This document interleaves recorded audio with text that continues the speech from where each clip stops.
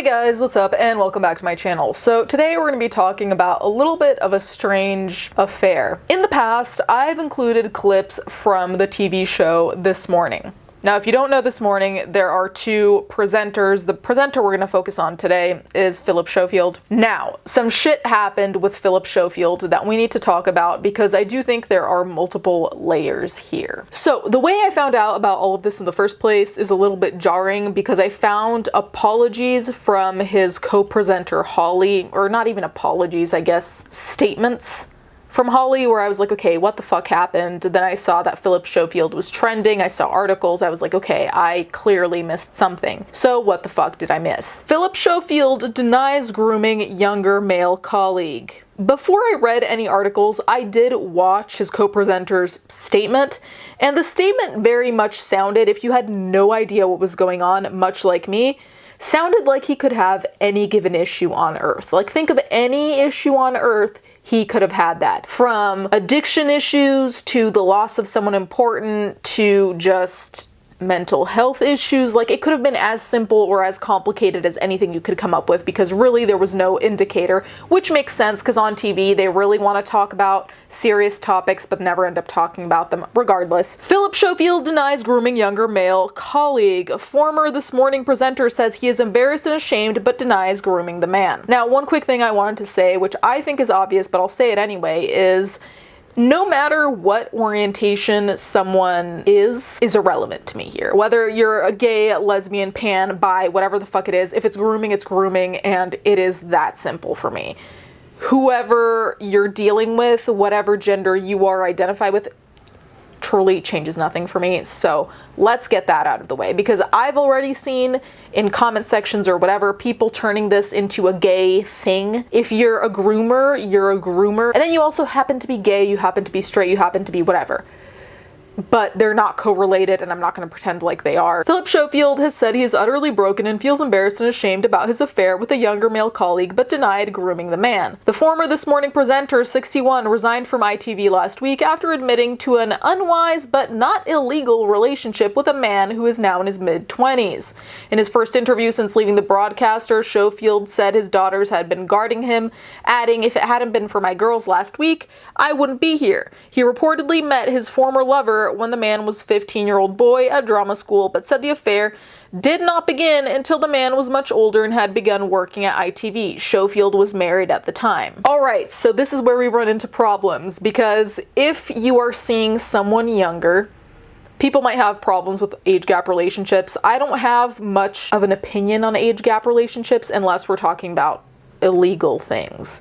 I do think certain age gap relationships are immoral. We can have that conversation. We're not having it right now. I would love to think that no one was groomed. What is the likelihood that you met this young man, that you followed each other and interacted? Because there's an interview where he says this, Philip Schofield says this, I'll link it down below because I don't want to get copyrighted. And this was all once he was 18, or did this start before he was 18? And if it did start before he was 18, how much of that was appropriate? You know, like, there's so many questions that come up. For me, still, I have to say, the coincidence of going to the school where he was, then he follows you, like, all of this, it can make sense, but it's also like, as a TV presenter, with that type of following, what are you doing? What are you doing? And I say this not because, like, you can't interact with your fans, but it's like, if you do interact with people, I'd assume at a certain level of fame, you have these kind of parameters of like, I'm not going to cross these boundaries.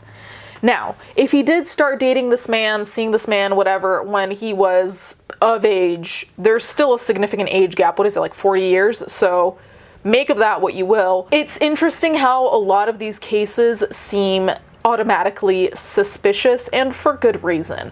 Now, also, another thing that happened is in an interview with Philip Schofield, where basically it's him kind of doing a monologue. It's not really question answer as much as it's like question, very long-winded answer. He talks about Brad Pitt getting away with this type of shit, and I'm like, okay, if we're talking about Brad Pitt, like, this is not what you want to be bringing up. So many male celebrities have had complicated and problematic histories, so relating anything back to a lot of the A-list celebrities automatically is a no, because not only is it controversial, but most of the time it's to say the very least, morally gray, if not just morally dark. I don't know what that was for, because truly, it's really not a question of being gay or straight or whatever. Obviously, if you are not straight, you are going to get more harassment, that's for sure. But I do think that really a lot of people focus on age. And then if they're also homophobic, they're going to be like, oh, well, because someone is gay, whatever, they're also a groomer, which is a very old stereotype. He told The Sun they became friends after the man started working on This Morning, added, "I did not groom him. The accusations of all sorts of things, it never came across that way we'd become mates," he said. "I really probably only thought about it when I saw the rumor mill and saw it growing. Then I saw the link with the drama school photo all the years before and thought, this looks shocking." He denied lying to protect his career, saying his lover didn't want his name public, he wanted his own life. The lies, he said, grew bigger and bigger, adding it got to the stage where it was out of control and for whatever cost it had to stop. He revealed that right now he was in a very bad way, mentally, utterly broken. Schofield also said he was feeling massive guilt and regret, and his greatest apology was to his former lover for bringing the greatest misery into his totally innocent life. He added, "I'm deeply sorry and I apologize to him because I should have known better. I will die sorry. I'm so deeply mortified." In a separate interview with the BBC, Schofield said that he had lost everything and urged the media to leave his former lover alone now. "There is an innocent person here who didn't do anything wrong, who's vulnerable and probably feels like I do," he said. Describing the fallout from revelations, Schofield said, "It is relentless and it is day after day after day after day. Do you want me to die? Because that's where I am." Earlier this week, the presenter denies claims there was toxicity on the ITV show. MPs are reportedly planning on questioning ITV executives over the affair. The Prince's Trust has dropped Schofield as an ambassador. He has also been dropped by his talent agency. So, I mean, I think it goes without saying, the person I feel bad for in all of this is this younger man who, God knows, I really hope he isn't identified to the larger public. He could have already been. I didn't check, and I truly don't want to check because I don't think anything good can come of finding out. It's really just wild to me that there are all these people who really don't understand these age gap relationships. Now, granted, if you're 60 and she's 30, do I see this massive problem? I think there are going to be potentially issues just because of the gap. Does that mean it will never work? No. Does it mean it's always going to work and it's likely to work? Also, no, in my opinion.